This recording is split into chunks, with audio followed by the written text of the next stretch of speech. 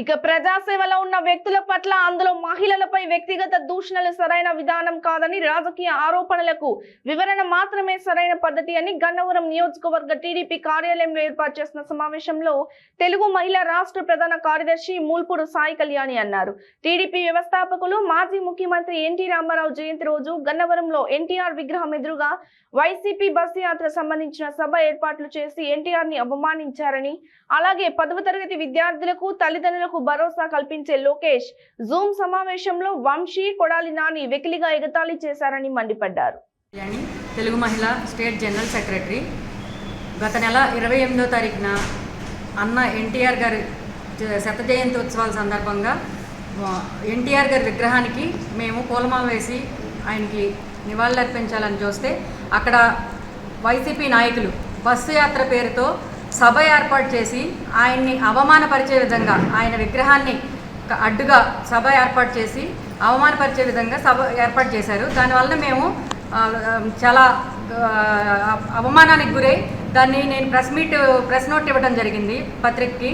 దాన్ని press note ఇచ్చామనే ఇదితో ఆ రోజు సాయంత్రమే వంశీ గారి దగ్గర నుంచి రంగా అనే వ్యక్తి మా హస్బెండ్కి కాల్ చేసి ఎందుకు ఇచ్చారు, మీరు ఎందుకు ఇవ్వాలి అని చెప్పి ప్రశ్నించడం జరిగింది. అవును ఇస్తారు, పార్టీ పరంగా మరి మన రాష్ట్ర చరిత్రని, మన ఆంధ్రప్రదేశ్ చరిత్రని ప్రపంచ దేశాలకు చాటి చెప్పిన ఎన్టీఆర్ గారిని అవమానపరిచి ఆ విధంగా చేస్తే ఇవ్వకుండా ఎలా ఉంటారని మా హస్బెండ్ సమాధానం చెప్పారు.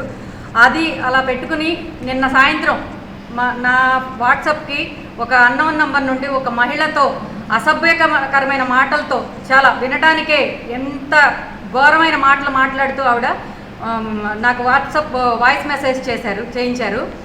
దానికి అంటే వాళ్ళు ఏంటంటే ఇలాంటివి చేస్తే మహిళలు బయటికి రాకుండా ఉంటారు, వాళ్ళని అసభ్యంగా మాట్లాడడం వలన మేము తగ్గిపోయి భయపడిపోయి వెనకడిగేస్తాం అనుకుంటున్నారు. వెనకడిగేసే ప్రశ్నే లేదు. అదే ఈ నాయకుడికి తెలుగుదేశం పార్టీలో గెలిచి వైసీపీలో చేరి ఇలాంటి మహిళల్ని అసభ్యంగా పెట్టించడం ఈ తప్ప ఏం చేతనవుద్దనే అనుకుంటున్నాం మేము కూడా. ఎందువల్లంటే ఒక తెలుగుదేశం పార్టీలో తెలుగుదేశం కార్యకర్తలు నాయకులు ఎంతో కష్టపడి గెలిపిస్తే ఆయన గెలిచి వైసీపీలోకి వెళ్ళి ఈరోజు ఈ రకంగా అవును మిమ్మల్ని మేము ఏం చేసాం, ఒక ఎన్టీఆర్ గారు మన రాష్ట్ర చరిత్రకే ఆయన ఒక తలమానికం, మన పార్టీకి యుగ పురుషుడు. అలాంటి నాయకుడిని అవమానపరిచినప్పుడు ప్రశ్నించకుండా ఎలా ఉంటాం? ప్రశ్నిస్తాం తప్ప, ప్రతిపక్ష పార్టీగా మేము ప్రశ్నించడం తప్ప. ప్రశ్నిస్తే దానికి ఈ రకంగా మహిళలపై మరి ఆ రోజు మీ మీద సోషల్ మీడియాలో పెట్టించారని చెప్పి మా పిల్లలు బాధపడుతున్నారని చెప్పారు. ఎదటి మహిళలు అలా కాదా? ఒక మహిళల చేత కొడాలి నాని, వంశీ అనుచరుడైన రంగా వాళ్ళ ప్రోద్బలంతో రంగా ఒక మహిళ చేత ఈ రకంగా ఎంత అసభ్యంగా మాట్లాడించారంటే వినకూడని మాటలన్నమాట. ఇంతవరకు ఎప్పుడు వినలేదు. నన్ను ఈ విధంగా అవమానపరిచారు. నాకు వాళ్ళు ఖచ్చితంగా బహిరంగంగా క్షమాపణ చెప్పాల్సిన అవసరం ఎంతైనా ఉంది. అదేవిధంగా ఇలా భయపెట్టి ఇచ్చేసి వెనకడిగేస్తారేమో అనుకుంటున్నారేమో. వెనకడిగేసే ప్రశ్నే లేదు. ఈ రోజు నుండి ఇంకా రెట్టింపు ఉత్సాహంతో ఈ పార్టీకి ఇంతవరకు మన ఎన్టీఆర్ గారిని అవమానపరిచారని ప్రశ్నించాము. రేపటి నుండి మీ ఎన్ని రకాల మీ దందాలు ఉన్నాయో అన్నీ కూడా ప్రశ్నించడానికి సిద్ధంగా ఉన్నాం. అదేమంటే ఇప్పుడే ఆల్రెడీ బెదిరింపు కాల్స్ మొదలైనవి. ఎందుకు కంప్లైంట్ ఇచ్చారు, ఎందుకు ఇవ్వాలి అని చెప్పి బెదిరింపు కాల్స్ చేస్తున్నారు. ఇది కాదు, మగాడు అని చెప్పుకుంటారు కదా, మగాడు అని చెప్పుకునే వాళ్ళు ఇలా బెదిరింపుగా రాజకీయం చేయటం కాదు. డైరెక్ట్గా నేను ప్రెస్ నోట్ ఇచ్చింది డైరెక్ట్గానే ఇచ్చాను. ఒక రాజకీయ పరంగానే నేను ప్రశ్నించాను.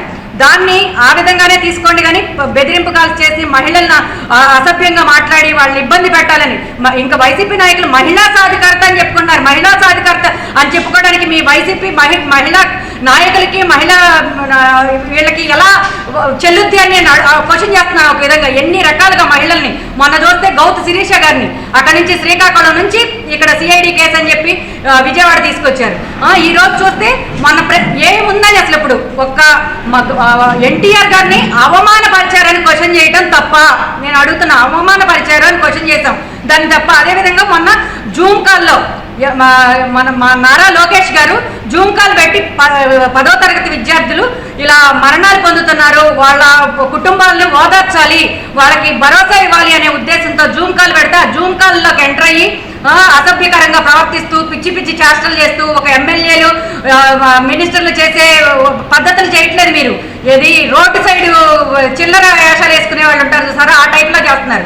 అవన్నీ ప్రశ్నిస్తుంటే ఇప్పుడు మళ్ళీ మా మీద మమ్మల్ని ఇది చేయటం. ఆల్రెడీ నాకు ఇప్పుడు బెదిరింపు 2 కాల్స్ వచ్చినాయండి, బెదిరింపు కాల్స్. ఎందుకు ఇస్తారు మాకు అని. అదే ఇలా ఈ విధంగా చేస్తున్నారు. ఇది మేము తీవ్రంగా ఖండిస్తున్నాం.